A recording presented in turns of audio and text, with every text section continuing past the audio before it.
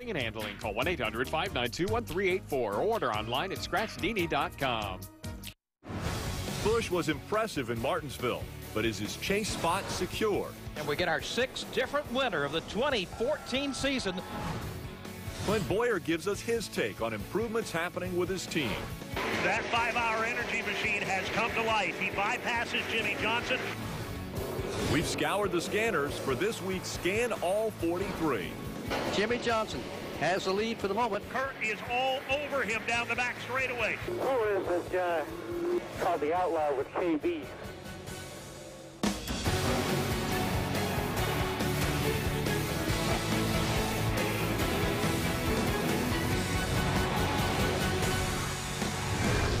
Good afternoon and welcome to NASCAR America. I'm Rick Allen and he is the mayor, Jeff Burton. Marty Snyder also is going to join us today from MWR Shop. And Kelly Stavis is spending time with this week's winning team from Stewart-Haas Racing. We're 6 races into the season and already we've seen 6 different winners. That's an accomplishment that hasn't happened since 2003. Here's the 6 that believe they've punched their ticket into the chase. Dale Earnhardt Jr. has won the Daytona 500. I can't believe this. Awesome freaking job, guys. Brad Keselowski takes the checkered flag. We're back in the chase. Hell yeah. Woo. Awesome, guys. Way to go.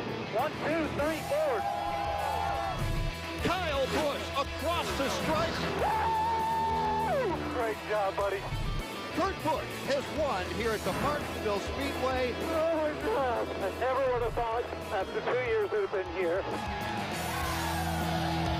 Well, NASCAR wanted to put a higher value on winning, and it's paying off on the track as we look at the chase grid, and more importantly, the Challenger round of 16 is beginning to fill up with winners, Jeff. Yeah, it really is, and it's fun to watch. It's fun to see the teams step up. The only real surprises, I think, and they're not, I hate to say they're surprises because Kevin Harvick and Kurt Busch winning races shouldn't be a surprise.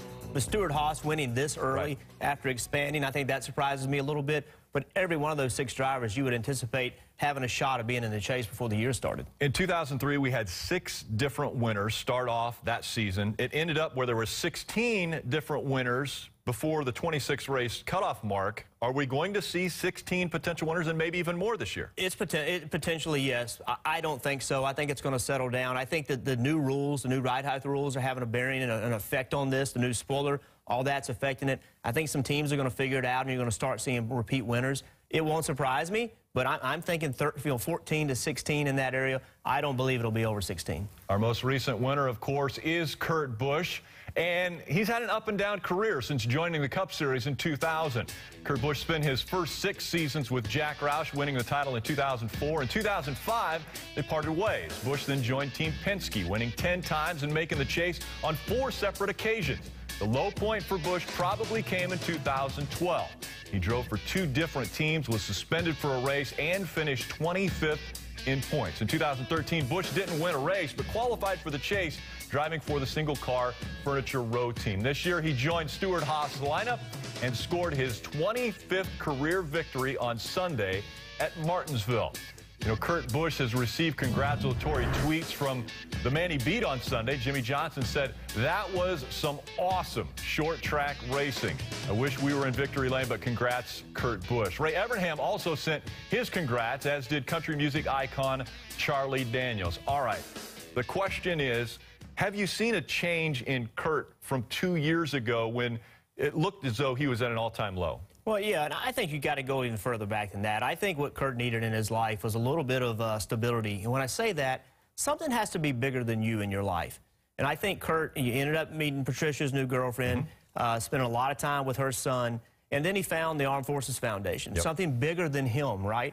And I think that helped him put things in perspective and understand that the world doesn't revolve around your good days and your bad days. And I think that grounded Kurt. I think he had to kind of reach bottom, find some stability, and since then, I think he has matured, and he is becoming more of a stable, you know, more of a calm guy, and that's gonna make him a better person. It's gonna make him a better race car driver. All right, how about brothers? Obviously, you're from a family who have brothers that race in NASCAR. We've got Kurt and Kyle, who combined have 54 wins between the two. They've got 1 championship. Obviously, a lot of success. Would they be ranked maybe in your top 5 all-time of brothers? Oh, of course. I don't see how you couldn't put them in there. You know, let me tell you something. It's hard racing against your brother.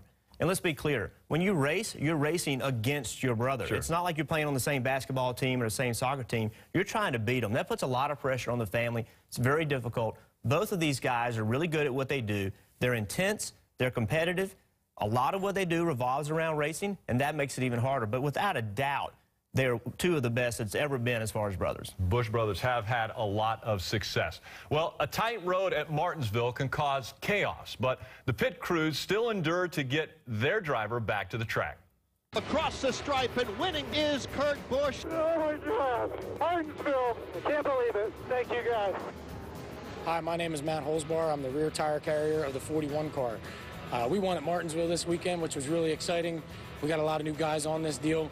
It was our first time to victory lane. It was really good to get that out of the way this early in the season. Now we can look forward to the chase, hopefully click off a few more wins before we get there. Well, each week we recognize the members of the winning pit crew, and we take a look at this week's winning pit crew. Daniel Knos, the crew chief, obviously. Sean Cotton, Matt Holzbar, James Ace Keener, Eric Maycroft, Jeff Schoaf, and Chris Winchell. Congratulations to that winning crew. And earlier today, Kevin Harvick addressed the members of his crew about both the Stewart-Haas wins this year. Thank you to everybody. This is no different than any other business in the world. It's all about the people, and you guys are the ones that we get to sit in the car and reap the rewards of having good equipment and good people around us.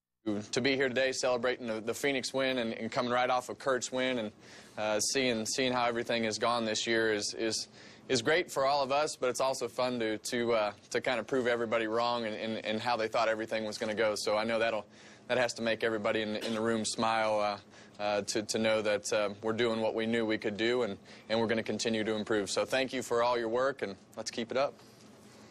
And the leader of this week's winning crew is Daniel Knost, and he's with Kelly Stavist. It took just 6 races for the rookie crew chief Daniel Knost to put a car in victory lane. Daniel, it came at perhaps the most unlikely of places, Martinsville, a track that Kurt Busch essentially writes off every year. You made some adjustments throughout the race. At what point did you realize you had a car that could battle Jimmy Johnson up front and ultimately win the race? Right. I would say the first time it really stood out to me that I thought we were pretty good. We were moving through the field, and then we took some damage on pit road, and we kind of got into it with the 2-car on top of that, and we had to come back in and reset, you know. And for me, I hate to give an inch away that I've just gained, but we had to come back to the back of the field and fix the car so that we didn't have a failure problem later. And we took the car and we drove it all the way back up to like 20th or something in one run. And you start to say, man, it's pretty difficult to pass here. We're passing a lot of people. I think we might be okay today. What does it mean to go up there against a Hendrick driver, Jimmy Johnson, Jeff Gordon? Those guys are the kings of Martinsville. How much confidence does it give you? Your car went up there and passed them twice to take the win. Right. That's definitely a big boost. You know, for me, I think Jimmy's a great driver, a great champion. I've got a ton of respect for the 48 program, and so it's just really exciting and rewarding for us to know that we can build a car that can go up and race with them, race clean, race hard, put on a great show for the fans, and ultimately come out with a win. We've had 6 winners now in 6 races, so people are a little more hesitant to say that a win guarantees a spot in the chase, but how much pressure does it take off of you? For me, it doesn't take any pressure off. I put a ton of pressure on myself. You know, I'm my own harshest critic, and I have very high expectations for myself. So I don't want to be the team or the guy that gets in because we got 1 win and we finished 25th. I want to be first in the points. I want to win the most races, you know, and I want nobody to question whether we should be there or not. So to me, you know, this doesn't really change the way we play the game. It just kind of reaffirms that we can do it and that we're thinking about a lot of the right things. All right, the rookie crew chief already with one in the win column and looking for more. A very focused rookie crew chief as well. Clint Boyer explains how a win got away from the number 15 car in Martinsville, and there was plenty of emotion on the track between Kurt and Brad, but you haven't heard the half of it. Keselowski hung a left turn and absolutely donutted Kurt Busch's car. Guess he's mad at Kurt, I don't know. Well, guess we get to get in a fight afterwards. I'm gonna go that dude's face up.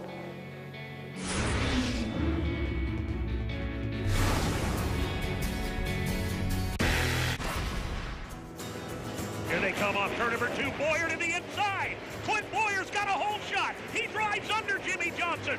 New leader as they come to the stripe. Still got to finish this thing, man. Take care of it right here. 50 more. Here's Boyer's crew off pit wall, a little slow in the right rear. You called it right. What the happened? Cost me a clock. Got that race won, boys. Clint Boyer is a Midwest driver who says exactly what's on his mind, and his fans love him for it. Our Marty Snyder is with the driver who came oh so close this weekend in Martinsville. Well, Rick, Clint Boyer almost had the win at Martinsville. Looked like he was going to win there for a while until that last pit stop. And is there any doubt in your mind as you replay those last few laps and that last pit stop that was one that got away?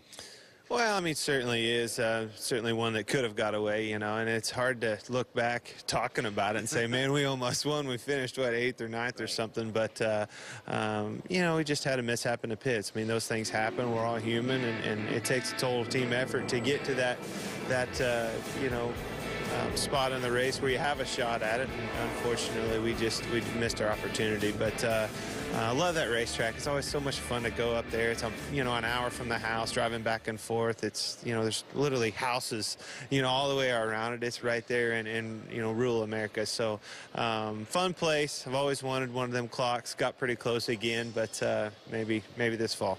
You and I were talking a moment ago about how the new ride height setups have sort of changed the game. How has it changed the game, you think? Well, it's just shaking things up. Every time they make a fundamental change within these race cars, you know, the suspension, everything else, it really shakes things up. The simulation, the engineers, all the things that you know, are our keys to success on any given race weekend. It takes those guys. You know, they're smart, but they sometimes don't hit it on you know, the first attempt or first stab at it. So I think you'll see as we progress into the year, these teams, these engineers, the simulation, it'll keep getting better. They'll perfect it, and everybody will have it down pat. So it is fun as a fan. It shakes things up in a big way. I mean, you don't see the 48 or any organization, for that matter, dominating anything, because you might hit it one week, you turn around the next week, and you're a 0 all weekend long, scratching your head like, where did our mojo go? You know, so it is exciting times in our sport right now. I was talking with Brian Patty, your crew chief, and he was telling me, you know, and we all saw it last year, the 1.5 miles, the 2-mile racetracks were really the struggle for you guys last year. This year it's flipped around. You guys have a ton of speed at the intermediate tracks. What changed?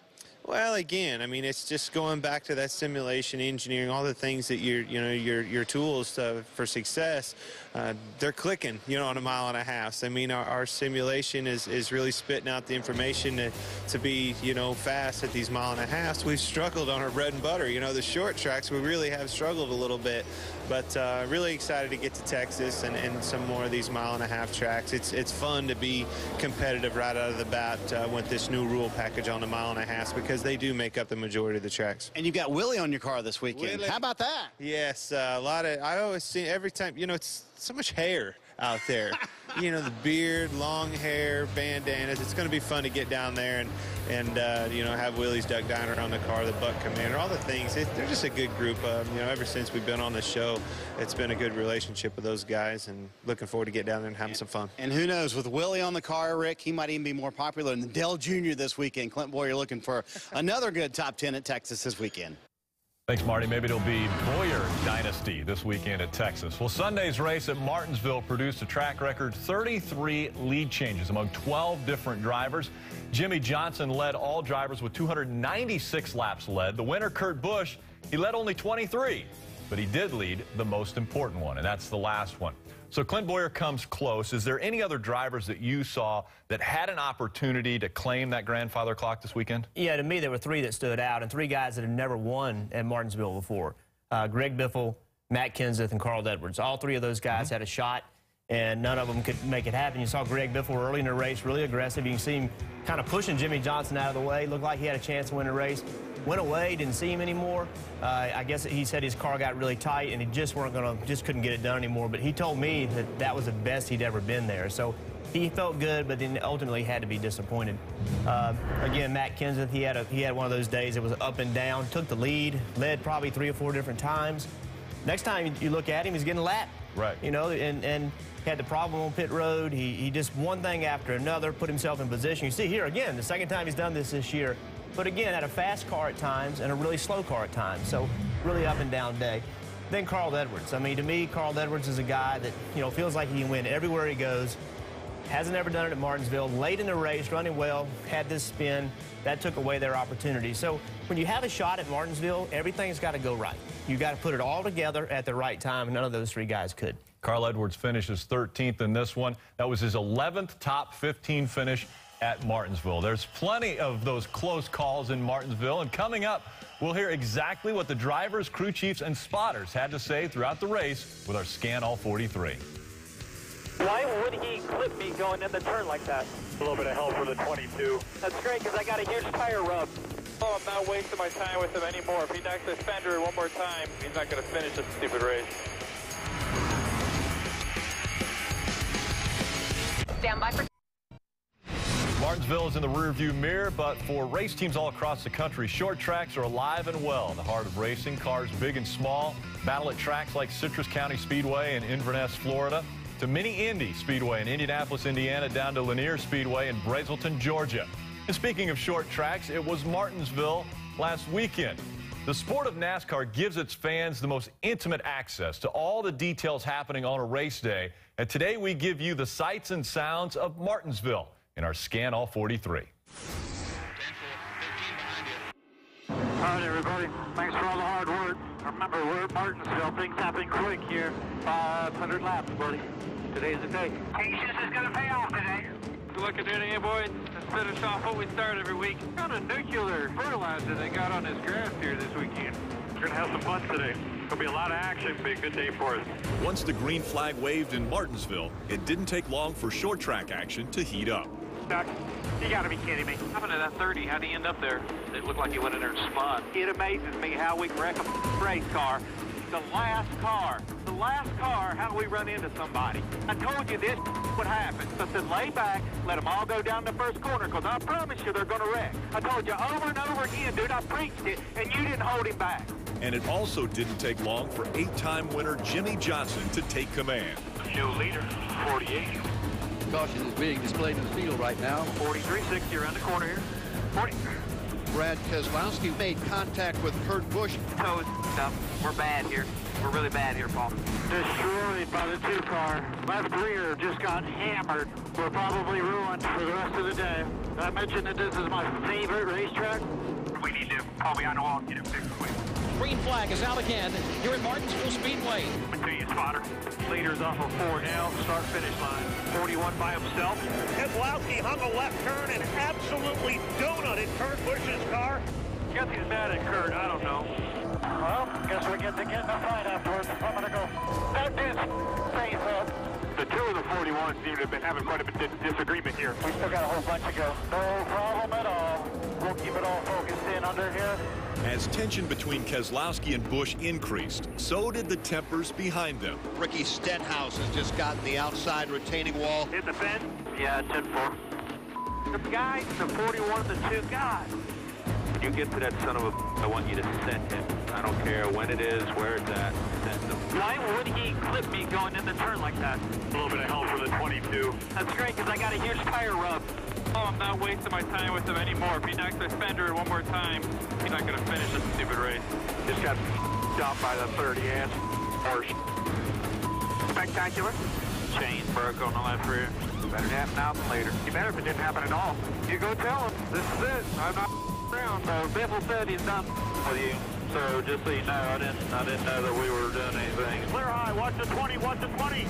Right side. Right side. Right side. Didn't have no clue he was coming. I was yelling, but I guess you didn't hear me. But that's all we can do is move on. Play the game of follow the leader, speed the leader. Let's go.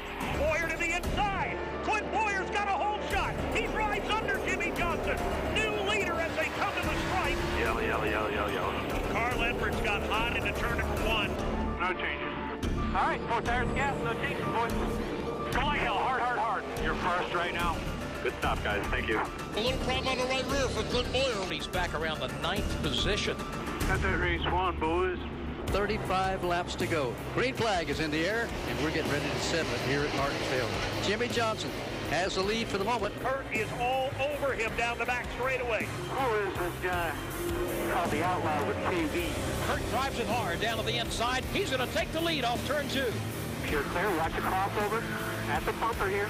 Here comes Jimmy. Write it down because Jimmy Johnson definitely got into the back of Kurt Busch. Kurt Busch under Jimmy Johnson regains the top spot. Come to right flag, 1.5 back. Nice and smooth, man, nice and smooth. There you go, Bobby. Brother! Across the stripe and winning is Kurt Busch. Oh my God, Martinsville. Can't believe it. Thank you guys. Hey Kurt, you love this place yet? Yeah, I don't have to fill it up with water after all.